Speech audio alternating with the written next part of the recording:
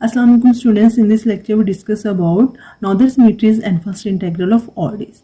जैसा कि हम ODE की बात कर रहे हैं तो हम ऑर्डिनरी डिफरेंशियल इक्वेशन की Noether symmetry and first integral find करना सीखेंगे इस वीडियो में। तो नॉदर सिमेट्री का टॉपिक स्टार्ट करने से पहले इससे रिलेटेड कुछ फार्मूलाज को डिस्कस करेंगे, देन हम क्वेश्चंस स्टार्ट करेंगे। तो सबसे पहला हमारा जो फार्मूला है इस टॉपिक में टोटल डेरिवेटिव का, टोटल डेरिवेटिव फार्मूला को अगर हम जनरल टर्म में लिखें तो हम इसे डिनोट करते हैं dx से, is equal to partial by partial x plus you X and alpha. U का derivative with respect to x and alpha जो है वो पावर में है, partial by partial U alpha plus you X X alpha, partial by partial U x alpha plus so on. इस तरह हम इसे राइट डाउन करते हैं। देन हम देखते हैं अल्फा इज इक्वल टू 1 के लिए हम इसे किस तरह राइट डाउन करेंगे। अगर हमें अल्फा इज इक्वल टू 1 के लिए राइट डाउन करना है तो हमारे पास है dx is equal to partial by partial x plus you x partial by partial u. यहाँ पे हमारे पास यू एक्स के ऊपर जो पावर है अल्फा की वो 1 आ जाएगी, ठीक है। प्लस हमारे पास है यू एक्स एक्स और इसकी पावर अल्फा इक्वल टू 1 आ जाएगा, partial by partial U x. Plus हमारे पास है यू एक्स एक्स, यहाँ पे ट्रिपल टाइम आएगा और यहाँ पे एक कम आएगा डेरिवेटिव यू का, ठीक है, विद रिस्पेक्ट टू एक्स। तो ये जी हमारे पास टोटल डेरिवेटिव का जो फार्मूला है वो पीडी के लिए है और हमने ये डिफाइन किया है अल्फा इक्वल टू 1 के लिए, क्योंकि अल्फा की वैल्यू 1 टू सो ऑन चल रही है, ठीक है। अब हमने जो है ये हमारे पास जो टोटल डेरिवेटिव का फार्मूला यहाँ पे हमने लिखा है इसे हमने ओडी में चेंज करना है, क्योंकि हमें नॉदर सिमेट्री एंड फर्स्ट इंटीग्रल किसकी फाइंड करनी है, ओडी इक्वेशन की फाइंड करनी है। तो हमने फार्मूलाज भी ओडी में देखनी है, तो इसलिए हम इस फार्मूला को ओडी में चेंज करेंगे। अब हमने इस फार्मूला को ओडी में कैसे चेंज करना है, सबसे पहले हम देखेंगे कि हमारे पास जो पीडी में है ये फार्मूला, इसमें हमारे पास जो डिपेंडेंट वेरिएबल वो यू है, लेकिन अगर हम ओडी की बात करें तो ओडी में हमारा डिपेंडेंट वेरिएबल वाई होता है, ठीक है। तो यहाँ पे यू का derivative with respect to x है, 1 टाइम है, ठीक है। तो हमारे पास y पर एक प्राइम आ जाएगा क्योंकि with respect to x derivative है। तो यहाँ पे हमारे पास सिंपल u है, तो u डिपेंडेंट वेरिएबल है pd में, लेकिन od में हम लिखेंगे y। प्लस हमारे पास u का डेरिवेटिव 2 टाइम है विद रिस्पेक्ट टू x, तो y का डबल प्राइम आ जाएगा। यहाँ पे u का derivative with respect to x 1 टाइम है तो हमारे पास y प्राइम आएगा, प्लस सो ऑन। हम इस तरह टोटल डेरिवेटिव का फार्मूला ड्राइव कर लेंगे फॉर ओडी इक्वेशन के लिए। तो ये फार्मूला आप लोगों ने याद कर लेना है क्योंकि फर्दर क्वेश्चन में हम इन फार्मूलाज को यूज करेंगे। तो नेक्स्ट हमारे पास है आयलर ऑपरेटर। अब यहाँ पे आयलर ऑपरेटर जो है वो जनरल फॉर्म में लिखा गया है, ठीक है। और अगर हम इसे अल्फा इक्वल टू 1 के लिए डिफाइन करेंगे तो हम इस तरह करेंगे, ठीक है। और यहाँ पे जो एस वेरिएबल यूज हो रहा है वो शो कर रहा है नंबर ऑफ इंडिपेंडेंट वेरिएबल्स को, ठीक है।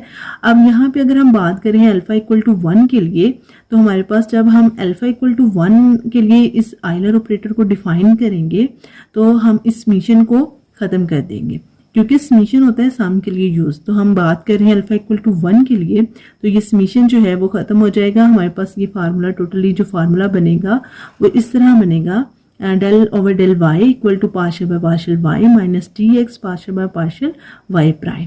क्योंकि ये जो फार्मूला है ये हमारे पास यू में है, पीडी के लिए डिफाइन है, हमने इसे ओडी में चेंज कर लिया। सिंपल हमने अल्फा इक्वल टू 1 के लिए पहले डिफाइन किया, समीशन खत्म हो गया, देन हमने यू की जगह क्या लिख दिया है वाई, एंड यू एस की जगह y प्राइम आएगा क्योंकि u का derivative with respect to x यहाँ पे शो कर रहे हैं, ठीक है। तो यहाँ पे हमारे पास y प्राइम आ जाएगा, ठीक है। तो सिंपली हमने इस फार्मूला को किस में चेंज कर लिया, ओडी में ही चेंज कर लिया। तो आयलर ऑपरेटर का जो फार्मूला है वो आपने इस तरह क्या कर लेना है, याद कर लेना है, सेम ओडी वाला, क्योंकि हम ओडी के लिए क्वेश्चंस करेंगे। नेक्स्ट थर्ड नंबर पर ली बैकलैंड ऑपरेटर को अगर हम देखें तो ये सेम हमारे पास होता है जो हमने फार्मूलाज पढ़े थे Lie symmetry of PD and Lie symmetry of OD define करने के लिए हमने प्रोलोंगेशन फार्मूला को डिस्कस किया था। तो जो फर्स्ट प्रोलोंगेशन फार्मूला था वो सेम हमारे पास ली बैकलैंड ऑपरेटर की तरह ही है, क्योंकि ये जो जनरल में डिफाइन है हमारे पास ऑपरेटर, यहाँ पे आप देखें पहले हमारे पास एक जाई और partial by partial x plus eta partial by partial U alpha. यहाँ पे अगर हम अल्फा इक्वल टू 1 के लिए से डिफाइन करें, ठीक है।